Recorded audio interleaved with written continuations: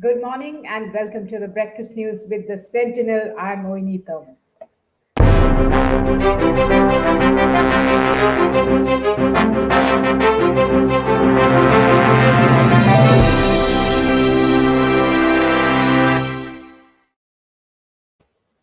Here are the top stories in today morning's The Sentinel. First up is the news from the Prime Minister's address at the 22nd convocation of IIT Guwahati. And here is what the Prime Minister said. He urged upon the youth of the country to be future ready and future fit, saying it's their dreams and aspirations which shape the future of India. He made this appeal while addressing the convocation of IIT Guwahati through video conferencing on Tuesday. The Prime Minister pointed out that the National Education Policy also proposes a National Research Foundation for better coordination with all funding agencies regarding research funding and provide funds for all disciplines, be it science or humanities. The Prime Minister added that the NEP allows foreign universities to set up their offshore campuses in India, which would give global exposure to Indian students. He said that NEP will establish India as major education destination to the world.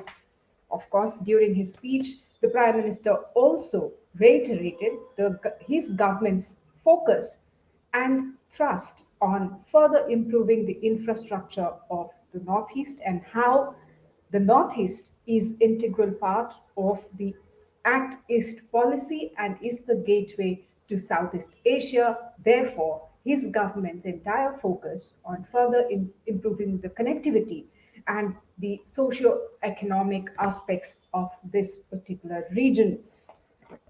Now, speaking at the same convocation, Chief Minister Sarbananda Sonowal urged the Indian Institute of Technology, Guwahati, to set up a dedicated center on hydrological studies and disaster control, as the institute has all the expertise in these areas. At the same time, the Chief Minister also urged the graduating students of IITG to consider setting up startups in the state, for which the state government will extend the necessary support in these endeavors. The Chief Minister made these appeals while addressing the 22nd convocation of IIT Guwahati as a special guest through video conference. He pointed out that as a result of Prime Minister Narendra Modi's Act East policy, the Northeast region is fast emerging as the nerve center of India's economic activity.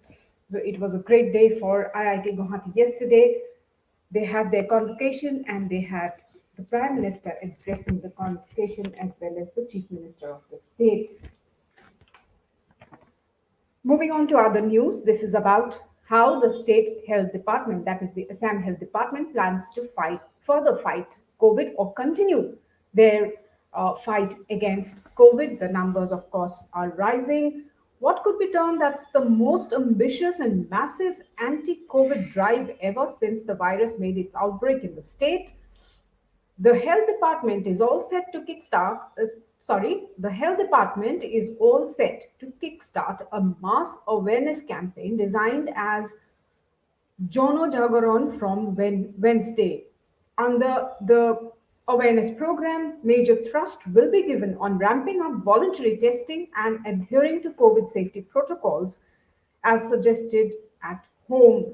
The State Health Department is planning to carry out more than 2 lakh tests in 3 phases from September 28 to 30. So, this is something that, in fact, the Health Minister, Mr. Himanta Biswa Sharma, has been emphasizing on. He has been talking about that the government, the State Health Department, will embark on a massive awareness campaign because the state health department feels that that is something that is lacking, which is why people, despite repeated requests and in fact fines being imposed for not wearing masks and other violation of COVID protocol, people continue to do so. Therefore, the minister had earlier talked about how the government is planning to launch this massive awareness program, and in fact, today is when the massive awareness program begins. Another top news in today's The Sentinel is, of course, the Chief Minister Sarbananda Sonowal directing the chairman of the state level police recruitment board, Pradeep Kumar to conduct re-examination for the post of sub-inspector in the Assam Police within a month. This after the exams got cancelled within minutes of starting the exams after due to the leak of question papers. In fact, what had happened is that the exams uh, had started for the sub-inspector posts, but news came in that the question papers were leaked, and that is when, within minutes of starting the examination, the authorities had to cancel. The chief minister had already asked the director general of police to look into the matter. Already, an investigation is on under the inspector general of police, and now the chief minister has also directed the director to conduct the exams within a month's time. Now, moving on to news from other parts of Northeast, from the other states. First, the coronavirus update from Arunachal Pradesh. 210 new cases reported in the last 24 hours in Arunachal Pradesh. The number of active cases in the state now stands at 1,939. The total number of positive cases in Arunachal Pradesh has gone up to 7,595. Recovery rate has gone up to 74.29%. Death toll thankfully continues to stand at 13.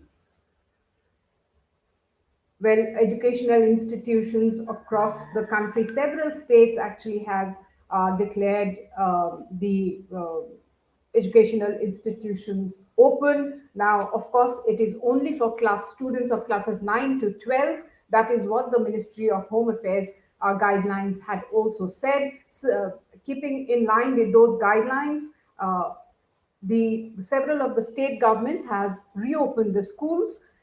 Like Assam had also reopened from Monday. Now Mizoram, Nagaland, Meghalaya are some of the other states where the schools have reopened. But of course, every state has issued their own standard operating procedures as well as guidelines to be followed by students and teachers, and a roster has been issued by every state which talks about which students, like class, for which class needs to come in on which particular day.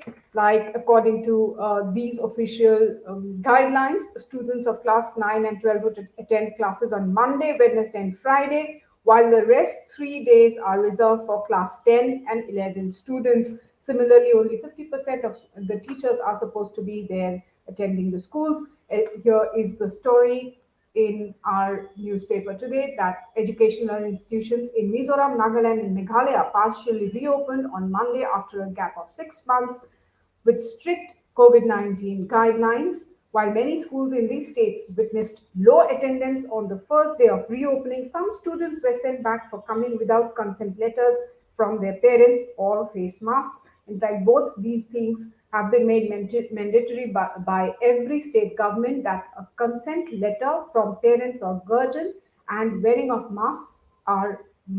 These are mandatory things without which students would not be allowed inside the school premises. In fact, Assam too on day one saw very thin attendance, and like we have reported, many students were sent back home because they landed up in the school without the consent letter from their parents. Moving on to news from Meghalaya, this is the coronavirus update from the state. The tally stands at 4,791. The number of recoveries stand at 2,706. Number of active cases 2,047. In fact, Chief Minister Conrad Sangma had earlier said that despite the rising numbers, he does not think that he and his government are in favor of another round of lockdown anymore, because it really impacts the economy. So they would be taking up all other measures, but lockdown would definitely be the last option. Moving on to news from Tripura, leader of the opposition and former chief minister Manik Sarkar on Monday slammed the BJP-led Tripura government for a total lawlessness in the state amid spike in COVID-19 cases. Lashing out at the government, he said that the state is witnessing a total failure in law and order as the attacks by goons on opposition party workers are rampant despite curfew due to COVID-19, and the leaders are not allowed to proceed from one place to another. Staging a walkout from the assembly, former Chief Minister said that police has remained as a wooden door when the ruling BJP-backed goons were attacking the opposition party workers even during the night curfew promulgated to prevent the spread of COVID-19. So these are some of the top stories that we have in today morning's newspaper. There's one bit of news coming in from Meghalaya. This is about fake Indian notes worth a lakh rupees seized. Bangladeshis have been arrested. The Border Security Force has arrested a Bangladeshi national and seized fake Indian currency worth 1 lakh rupees from his possession. This has happened along the Meghalaya Bangladesh border. So, these are some of the top stories that we have in our morning paper this morning. News and updates continue on sentinelsm.com, and of course, our video stories and news are also available across the social media platforms of Facebook, YouTube, Instagram, and Twitter. Stay updated by logging in to all our platforms. Thank you so much for joining me this morning. Till we meet again, take care, stay safe, goodbye.